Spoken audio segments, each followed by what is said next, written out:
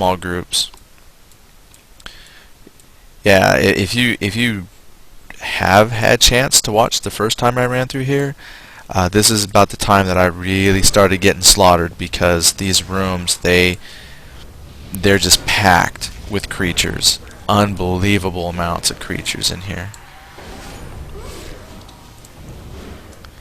And I think I've already made much quicker process this time through much better timing than last time, just because I've got the extra help. Okay, let's go ahead and I gotta peek around the corner. See, because that's what got me last time too. Was he's kind of sneakily hid some of these in the architecture there, and there's the spider legs. So I'm gonna come over here. They're triggered. Wow, that one's on caffeine. Oh, where you at? Trigger. And of course, because I do have that delay in my attacks, I keep spamming my key. Fight. But he is doing just fine. And I think if we hit the edges are pretty safe. I just have to kind of pull them back. So I'm going to try to trigger just this one group and then pull them back to the entrance. Now, if I do my AoE, it's possible it might hit the ones in the middle. Oh, we're good. And it looks like she's got a little bit of an AoE as well. Oh, here they come. I think we'll be alright, actually. I'm feeling pretty good. But the good thing is, though, if for some reason, if we do keel over, there's like no penalties or anything like that. You just die and come back. So it is really more just a waste of time than anything else. But if you look at that, that's good. That's real good. So 2 people running these is outstanding.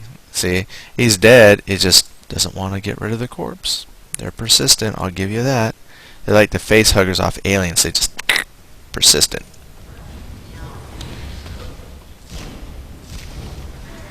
And once we clear this room out, I'll scan the room a little bit so you can kind of see the architecture of this dungeon if you haven't before.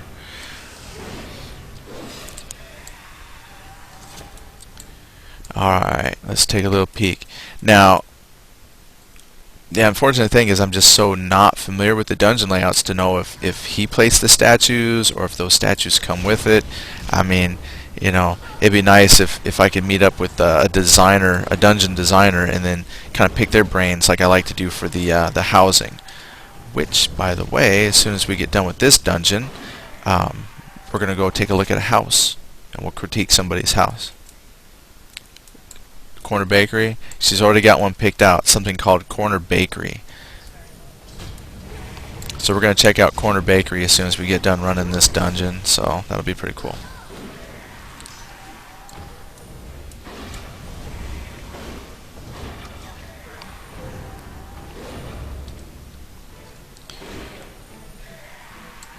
Boom. Alright, let me see. This just comes straight across. You know, I'm thinking we could probably just pull all 6. Oh, she pulled that group.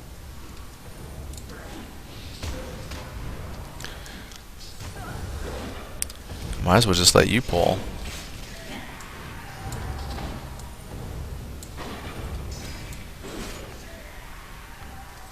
Wasn't there a third one? I guess you got him.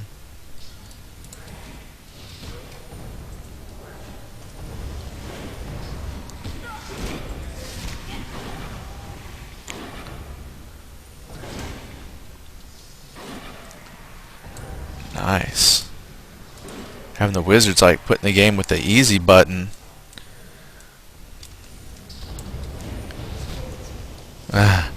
She always played. I had to admit, my wife is very good when it comes to squishies, the magic users. We call them squishies, and healers.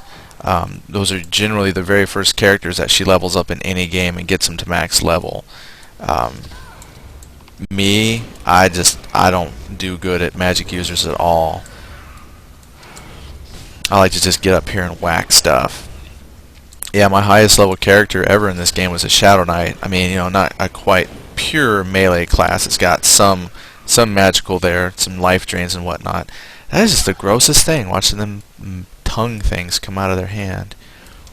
But my wife is very, very good with the magic.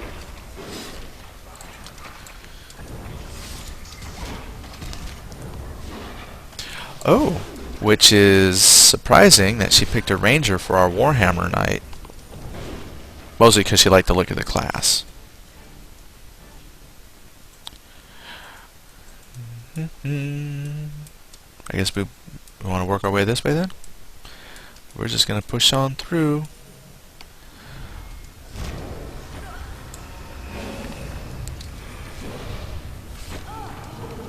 Oh goodness. Here we go.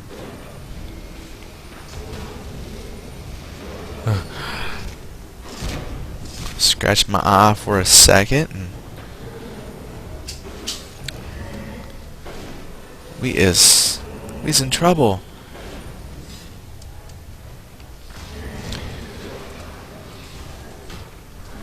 Oh, looked like I just kind of had a little graphic glitch there, like the wall came down. Oh, that's why I like them ocular things. That's what I was trying to remember earlier, was because the eyeball pops out. I remember the first time we saw that when we were running through what is it, the Enchanted Isle or whatever, and then Runny Eye. Enchanted Lands, yeah, and you get back near like the Runny Eye and whatnot.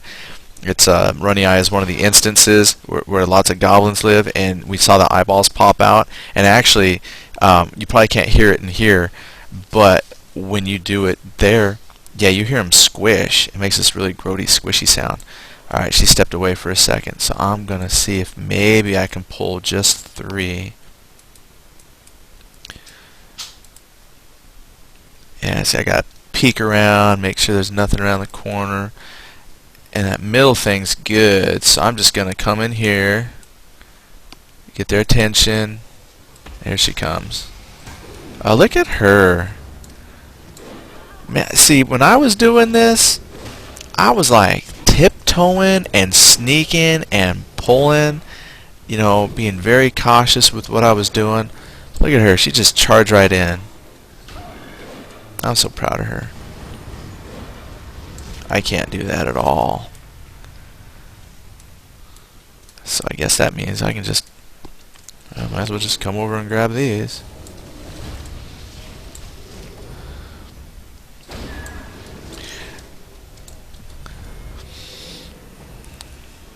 Now I did try to find patterns and themes to his rooms, like, you know, beholder chamber with bones, and so you had like these bone rot things. The last room is like full of a whole bunch of gargoyles, so I called that like the gargoyle room. So even though he's got, you know, just cram packed with monsters, he's tried to put, I thought he tried to put a semblance of organization to his creatures. I mean, I've run some dungeons where it's just like, you know, no rhyme or reason. There's just stuff in there, you know. And I think when someone is designing a dungeon, I mean, obviously you do have the limitations of the dungeon maker feature. What creatures do you have available to you? But for me, I want to see like some whys. You know, I think there needs to be a story behind everything. Like, why would you build the dungeon? And I have not seen yet not that I've run a whole bunch of dungeons, but just the few that I've run, I haven't really seen any kind of story. You know, no book or something you could pick up and look at it and say, oh, okay, I understand why this dungeon's here. Yeah, I'm just the bodyguard again. Shadow says I'm just a bodyguard again. Yeah, the same thing with the Warhammer. You know, it's like, okay, I got this. I'll pull and I'll tank. And yeah, she did most of the work. I was just there to mop up. So, yep, I'm the mop up guy. And I guarantee if you gained experience for this, she would outlevel me. Even though we're doing the same dungeon, we're killing the same creatures.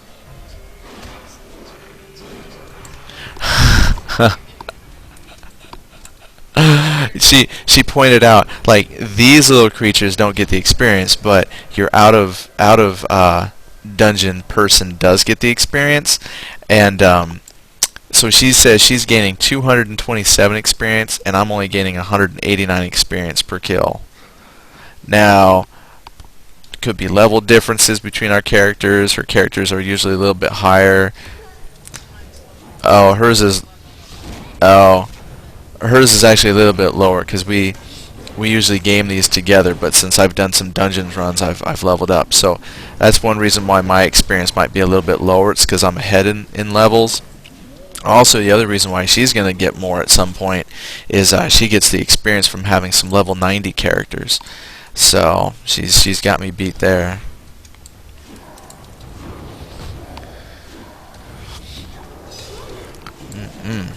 Slice them up. Come on, buddy.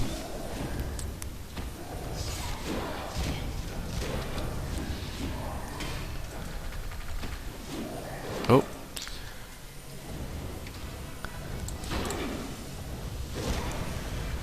Oh, how dare you zap me with electricity. And little clay enforcer, little midget one. Okay. And luckily it only takes a few seconds to heal up. Gosh, what was I playing the other day? Something I've been trying to every once in a while download a game. I tell you what, the free games, let's see. What are you talking about? Oh, I've seen some books with storylines on different servers. Oh, okay, so Amora, who's joined us, she says she's seen some books with storylines. I like on at least in Antonia Bell, the few dungeons I've run, I have not seen a story. Now I'm going to be honest and say that I have not run a whole bunch, so it's quite possible that some people have put books in their dungeons and given some story backgrounds. I've also seen it in like houses and stuff where they've put stories and themes behind their houses. So I have seen that.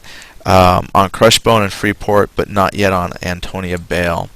Alright, so yeah, I mean, thanks for pointing that out. It's just, I won't say that nobody has, it's just the ones that I've seen, and that's what I would like to see. So, if anybody watches this who's going to do some dungeon design, and really think about it, because anybody can pick a standard layout, because the room is already made. All you're doing is kind of populating it, but think about why you're populating it. Okay. Mishmashing some dudes here.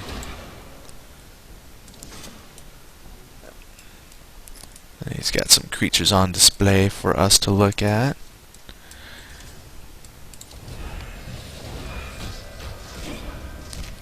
I know this next room is filled with a whole bunch of fairy type creatures, and the room is kind of decorated as such.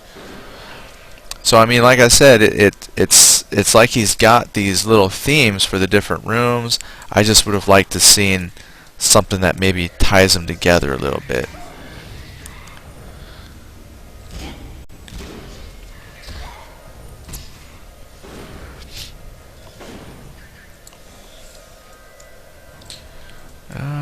Okay, making great time, actually.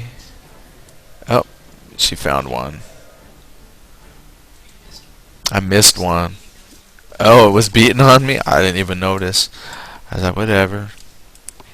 Insignificant. Yeah, you figure it'll get bored at some point, Or I die, one of the two. Look at that. Boy, they just got some ugly stuff in here. Oh, yeah, so anyway, I was going through some games, and what was I playing? But it took... I mean, it felt like it took forever to heal up. And now I can't remember what it was, but I just remember sitting there going, like, it is not necessary to have to sit here and wait. Oh boy, I wish I could remember which one it was. Because what I've been doing is just kind of surfing the internet, because a lot of folks, when they think free to play, if you haven't spent a lot of time looking for free to play games, mostly you're familiar with like the ones that Sony